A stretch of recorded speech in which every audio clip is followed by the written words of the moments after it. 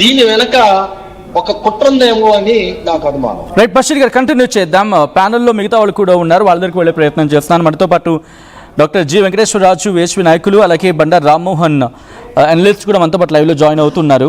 వెంకటేశ్వరరాజు గారు, వాళ్ళు అంటుంది ఏంటంటే హిందుస్థాన్ కాబట్టి ఇక్కడున్న ప్రతి ఒక్కరూ హిందువులే అనేది వారి వారి వారి మాట. బట్ కొంతమంది పని కట్టుకుని కుట్ర చేస్తూ ఉన్నారు. ఎవరా పని కట్టుకుని కుట్ర చేస్తూ ఉంది, ఎవరికి ఉంది అవసరం? నేను బషీర్ గారిని నిజంగా అంటే అప్రిషియేషన్ చేస్తూ ఉన్నాను. ఎందుకు అంటే కరెక్ట్గా ఒప్పుకున్నారు. వారు ఏం ఒప్పుకున్నారు? Anybody Born in the earth అయ్యే హిందూ, జై శ్రీరామ్. ఐఎమ్ సారీ, ఇక్కడ నాకు బహుశా హిందుస్థాన్ లో పుట్టిన వాళ్ళు హిందువులు అంటూ దానికి కూడా చెప్తాను. ఎందుకంటే వారన్నదానికి మళ్ళీ నేనన్నా ఇప్పుడు ఏదైతే ఉందో ఈ కొటేషన్ కు తేడా ఏంది అనేటువంటిది కూడా నేను చెప్తాను. ప్లీజ్. ఒక విషయం, జై శ్రీరామ్ అన్నాడు, బ్రహ్మాండంగా ఉంది. రెండో విషయం ఏమన్నాడు? చేంజ్ యువర్ రిలీజియన్ ఈజ్ మతాన్ని మార్చినట్టు అని చెప్పాడు. ఏ మతస్థులైనా ఎవరైనా సరే ఆ విధంగా మారితే ఎవరు కూడా ఒప్పుకోరు 100%. ఇప్పుడు వారు కూడా, బషీర్ గారు కూడా ఒప్పుకోలేదు. ఎందుకంటే దాన్ని ఒప్పుకుంటున్నానని చెప్పారు కూడా. కాకపోతే ఎవరైతే దీని మీద ఇష్యూ చేస్తున్నారో వాళ్ళు, ఎవరైతే ఉన్నారో వాళ్ళు కరెక్ట్ కాదు అని చెప్పారు ఒకటి. రెండో విషయం ఏంటంటే యాక్చువల్గా మనం ఇప్పుడు ఏదైతే మనకు యుగాలు ఉన్నాయి, 4 యుగాలు ఉన్నాయి. 4 యుగాలలో కృతయుగం, త్రేతాయుగం, ద్వాపర యుగం, కలియుగం. ఓకే, ఇప్పుడు అదే చెప్తున్నాను, నేను అదే చెప్పబోతున్నాను. ఇప్పుడు ముస్లిం అనేటువంటి పదాన్ని బషీర్ గారిని అడుగుదాం. ముస్లిమిజం అంటే ఇస్లాం అనేటువంటిది ఎప్పుడు పుట్టింది?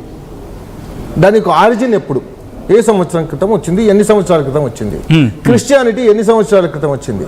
మనం ఒకసారి దానికన్నా ముందు ఉన్నది ఏంటి మనం ఒకసారి ఆలోచిద్దాం. ఇది ఒకసారి పక్కకు పెడితే, హిందుత్వం అనేటువంటిది ఒక మతం కాదు. హిందుత్వం అనేటువంటిది ఒక జీవనధార, ఒక జీవన విధానం. అది supreme court it self has given the verdict. But let me tell you Raj గారు, బషీర్ గారు మీ దగ్గరికి వస్తున్నా. బషీర్ గారు మాట్లాడుతున్నప్పుడు మీరు మాట్లాడుతున్నారు. బషీర్ గారు వస్తున్నారు మీ దగ్గరికి. అయితే మీరు అభ్యంతరకరంగా మాట్లాడుతున్నారు. హిందుత్వ అనేది ఒక రాజకీయానికి సంబంధించిన రాజకీయ నినాదం హిందుత్వ. హిందువు అనేది ఒక ప్రాదేశిక ప్రాంతానికి సంబంధించిన, ప్రాదేశిక ప్రాంతాల్లో పుట్టిన ప్రతివాడు హిందువు. అది మతంతో సంబంధం లేదు. మతం అనేది సనాతన ధర్మం. మీరు ఈ క్లారిటీ ఉండాలి. మీకు ఆ క్లారిటీ వారు తిరిగి అటే వస్తున్నారు, మళ్ళీ అదే వస్తున్నారు, అదే చెప్పబోతున్నారు. బషీర్ గారు ఆగండి చెప్తాను.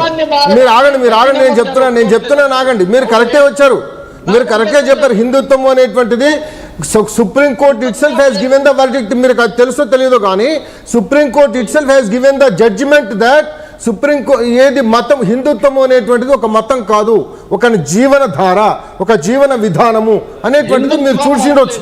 అంటే వర్డిక్ట్ ఉంది. నేను విషయం చెప్తున్నాను. నెంబర్ 1. నెంబర్ 2 ఏంటంటే మనం ఇక్కడ ఉన్నటువంటిది ఏదైతే వారు హిందుస్థాన్లో పుట్టిన వాళ్ళందరూ కూడా హిందువులే. 100% అది accepted. 100% accept. They may be Christian, they may be Muslim, they may be Zoroastrian, they may be విషయం చెప్తున్నాను, సిక్కిజం ఆర్ ఎనీబడి హిందుస్థాన్ లో పుట్టినారు కాబట్టి హిందువులు అని అంటున్నాం మనం. అనాలి కూడా, అదొక విషయం. రెండో విషయం ఏంటంటే, అవును మతం మారితే డెఫినెట్ గా నేను ఒక మతంలో పుట్టానండి, నేను ఆ మతానికి గౌరవం ఇస్తున్నాను, నేను ఆ మతంలో ఆచారం వ్యవహారాలను నేను చేస్తున్నాను. ఆ మతం మారిన తర్వాత వాడు ఒక తండ్రికి పుట్టినటువంటి వాడు కాదని నేను కూడా ఓపెన్గా చెప్తాను. నేను ఇప్పుడు 100%. ఎందుకు అంటే నీవు ఏ మతంలో ఉన్నదో ఆ మతం అంటే ఏదైతే ఉందో దాన్ని పూజించాలి, దానిలో పుట్టినందుకు గర్వించాలి. ఒకటి. ఇవాళ మత మార్పిడులు అనేటువంటి జరుగుతున్నాయి, ప్రలోభాలు పెట్టి అని చెప్తున్నాం. మనం ఎందుకు చెప్తున్నాం? ఒకవేళ కనుక అటువంటి ప్రలోభాలు పెట్టి మత మార్పులు కనుక చేస్తే వాళ్ళని మనం పునరాగమనం వాళ్ళే అవుతున్నారు, వాళ్ళంతా వాళ్ళు మారి వాళ్ళే వస్తున్నారు. అయితే విషయం ఏంటంటే ఇక్కడ ఎంత కండ కావురం అంటే వాళ్లకు అవి చూపెట్టి, అరే ఇది చూపెట్టా ఏంద్రా నీకు ఇది ఏంటని చెప్పేసి అతన్ని పాపం ఆ డ్రైవర్ గారిని, భరత్ గారిని ఇష్టం వచ్చినట్టు మాట్లాడుతున్నారు. ఒకవేళ కనుక అతని చేతిలో కనుక అది లేకపోతే కొట్టేవాళ్ళేమో. విషయం ఒకరు కాదు, అక్కడ 4-5 ఉన్నట్టున్నారు అక్కడ. మనం సరిగా అది తీయలేకపోయారు. అంటే విషయం ఏంటంటే ఇంకొక విషయం కూడా, కొంచెం ముందుకు వచ్చేసి అసలు అతను రాసినంత దానికి ఇవాళ ఆటోల మీద లాహిలా ఇల్లల్లా మొహమ్మద్ రసూలల్లా మీరు 5 సార్లు నమాజ్ చేయండి అని చెప్పేసి రాస్తారు. తర్వాత యెహోవా సువార్త విషయాలని చెప్పేసి చాలా రాస్తుంటారు. మరి అవన్నీ ప్రతి దానికి మనం ఇంటరాక్ట్ అయితే, ప్రతి దానికి మనం రిటాలియేషన్ చేస్తే అసలు వాళ్ళు బతకరు. విషయం చెప్తున్నాను, ఒక్క నిమిషం కంటిన్యూ చేద్దాం. విషయం కూడా చెప్తాను, ఇంకొక విషయం కూడా చెప్తాను. ఇవాళ పరమత సహనం అంటూ ఇన్ని రోజుల నుంచి మనం ఎవరిని ఏది కూడా హిందువులు అనేవాళ్ళు ఇక్కడ ఉన్నటువంటి మెజారిటీ అందరికీ తెలుసు. హిందువులు ఉన్న సహనంతో ఓర్పుతో ఉన్నటువంటి పరిస్థితులు మన అందరికీ తెలుసు. ఎన్నిసార్లు ఇవాళ అట్లా అంటే లాహిలా ఇల్లల్లా మొహమ్మద్ రసూలల్లా అంటే అర్థం ఏంటి? అంటే అల్లా తప్ప ఇంకోటి లేడు అన్నట్టు విషయం. ఇంకోరు భగవంతుడు కాదు. ఇంకోరు గనుక మిమ్మల్ని నమ్మితే కాఫీర్లు అని చెప్తారు వాళ్ళు. అది కాదంటాడా బషీర్ గారు? కంటిన్యూ చేద్దాం. బట్ బిఫోర్ దట్ రామ్మోహన్ గారి దగ్గరికి వెళ్ళే ప్రయత్నం చేస్తాం. రామ్మోహన్ గారు, ఇటు 2 వర్షన్స్ కూడా ఆడియో డిస్టర్బెన్స్ గా ఉందండి. అవునా? ఐ రిక్వెస్ట్ ప్లీజ్ సార్ ఒక్కసారి ఆ ఆడియో సంగతి చూడండి. చూస్తున్నారు సార్, టెక్నికల్ టీమ్ మీ దగ్గరకు వస్తున్నారు, మిమ్మల్ని కాంటాక్ట్ అవుతారు. టెక్నికల్ గ్లిచ్ ఉంది, ఒకసారి చూడండి ఆడియో. ఒకసారి రామ్మోహన్ గారు, ఈ 2 వర్షన్స్ వింటూ ఉన్నారు. యాజ్ అన్ అనలిస్ట్గా మీరు ఎలా చూస్తారు? ఎందుకంటే ఇక్కడ వినిపిస్తున్న అంశం కేవలం ఒక మతానికి ముడిపడింది లేకపోతే ఒకరికి ముడిపడింది కాదు, ఇది ఒక సమాజం మీద ఇంపాక్ట్ చూపిస్తోంది. మీకు అట్లాగే బషీర్ గారికి, రాజు గారికి, ఆర్టీ ప్రేక్షణ నమస్కారం. నేను హేతువాదం, నాస్తికుని కాదు. నాస్తికత్వం వేరు, హేతువాదం వేరు. హేతువాదం అంటే కార్యకారణ సంబంధాన్ని ఆలోచించేది. బషీర్ గారితో పూర్తిగా చూపిస్తున్నాను.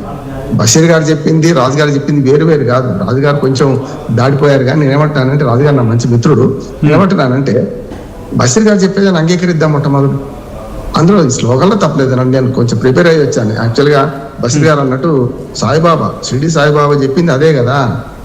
2 ఉన్నాయి. మొదటి శ్లోకంలో మన ప్రపంచం అంతా పుట్టిన వాళ్ళు ఎవరైనా సరే భూమి మీద పుట్టిన వాళ్ళు హిందువులు అన్నారు. అది కరెక్టా కాదా అంటే, ఇప్పుడు ఇంతకుముందు రాజుగారు సమాధానం చెప్పారు కదా, అల్లా ఒకడే దేవుడు అంటే మరి మిగతా వాళ్ళు దేవుడు కావాలని సమస్య వస్తుంది. 33 కోట్ల మంది దేవతలని సమస్య వస్తుంది. కనుక అది పెద్ద సమస్య కాదంటున్నాను. రెండోది కూడా కాదంటున్నాను, మతం మార్పిడకు వ్యతిరేకం. అది ఎవరు మతం మారినా అది వర్తిస్తుంది. ఒక హిందువులే కాదు కదా, ముస్లింలు మతం మారినా, క్రిస్టియన్ మతం మారినా, లేకుంటే ఇక్కడి నుంచి అటు మారినా కూడా అది వర్తిస్తుంది కదా. 2వ శ్లోకం కూడా ఆటో మీద రాసుకున్నది. కనుక సమస్య లేదు, ఇద్దరం అంగీకరిస్తున్నాం. ఇద్దరు మర్యాదస్తులు ఎదురైతే, నేను మీకు నమస్కారం పెట్టిన అనుకోండి, మాకు ఎదురైతే నేను నమస్కారం పెట్టుకుని పక్క వదిలితే మధ్యన 3వ పాట మిగిలిపోతుంది. అట్లా మర్యాదస్తులుగా మాట్లాడుకుందాం అంటున్నాను. బషీర్ గారు మాట్లాడిన దాని ప్రకారం నేను కూడా అడ్వకేట్ కనుక చెప్తున్నాను, పూర్తిగా మతము ఏది నమ్మకం పెట్టుకోవడం మన ఇష్టం. కులం మారడానికి వీల్లేదు, కులం మార్చుకోవడానికి వీల్లేదు. మన దేశంలో మతం మార్చుకోవడానికి వీల్లేదు. అందుకని అంబేద్కర్ గారు ఏమన్నారు, క్రిస్టియన్లకు మారలే, ముస్లింలకు మారలే, ఆయన హిందూ మతంలో ఒక శాఖ అయిన బౌద్ధంలోకి మారాడు. బౌద్ధం అనేది ఒక హేతుబద్ధత గల మతం అని మారాడు కదా. కనుక ఇక్కడ ఈ సంఘటనను మనం అందరం ఖండించాలి. నిజంగా చెప్పాలంటే అటువంటి శ్లోకాలు చాలా రాస్తారు. ఇప్పుడు యేసు మాత్రమే ప్రభు కదా, పరలోక ప్రభు మనకు యేసు మాత్రమే అని రాస్తాడు. నీకు కాదు కదా, నాకు కాదు కదా అని కొట్టలేం కదా మనం వాళ్ళని. అందుకని ఇవన్నీ ఎట్లా ఉన్నాయంటే, ఒక సంఘటన ఆధారం చేసుకొని కొంచెం జాగ్రత్తగా ఉండాలి. నేను 50 ఏళ్ళ నుంచి జర్నలిస్ట్ను, ఎప్పుడు కూడా మత కల్లోలాలు లేపే మాటలు కానీ, లేకపోతే విద్వేషాలు లేపే మాటలు మాట్లాడద్దు. మనకు కొన్ని రూల్స్ ఉన్నాయి, మీకు తెలుసు కదా, మనకు మీడియా రూల్స్ కూడా ఉన్నాయి కదా. ఒక మతం గురించో, ప్రాంతం గురించో, భాష గురించో పరుష వాక్యాలు మాట్లాడద్దు. రైట్. ఇక్కడ అందరం ఒకటే చెప్తున్నాం ఏంటంటే, మన భారతీయత ఏంటంటే, బషీర్ గారు చాలా చక్కగా చెప్పారు. హిందూ దేశంలో హిందుస్థాన్ అంటాం, చాలా మంది హిందుస్థాన్ మనం అంటలేము. పరాయి దేశాలు హిందుస్థాన్ అంటుంది, పాకిస్తాన్ హిందుస్థాన్ అంటుంది, బంగ్లాదేశ్ హిందుస్థాన్ అంటుంది, ముస్లిం దేశాలన్నీ మనని హిందుస్థాన్ అంటున్నాం. మనం హిందుస్థాన్ అంటే మన దగ్గరనే వేరే వాదన తీసుకునే వాళ్ళు దుర్మార్గులు. అది కూడా చెప్తున్నాను నేను, మన దగ్గరనే అంటున్నాం. పరాయి దేశాలు పక్క వాళ్ళు, బషీర్ గారు లాంటి మేధావులు, విజ్ఞులు కూడా హిందుస్థాన్ ఒప్పుకుంటున్నారే. హిందూ మహాసముద్రం అంటే, హిందూ మహాసముద్రం అంటే హిందువులదేనా? సముద్రం అంతా కాదు కదా. హిందువులు బతుకుతున్న జాగాను, ఎక్కువ మంది హిందువులు ఉన్న జాగాను మన హిందుస్థాన్ అన్నాం. అట్లాగే హిందూ మతం అనేది జీవన విధానం. ఓకే, మీరు అన్న దాని ప్రకారం దాదాపుగా ఇక్కడ అందరిది ఒకటే మాట, సమ్వాట్ డౌన్ ద లైన్కి వచ్చినప్పుడు, బట్ ఇక్కడ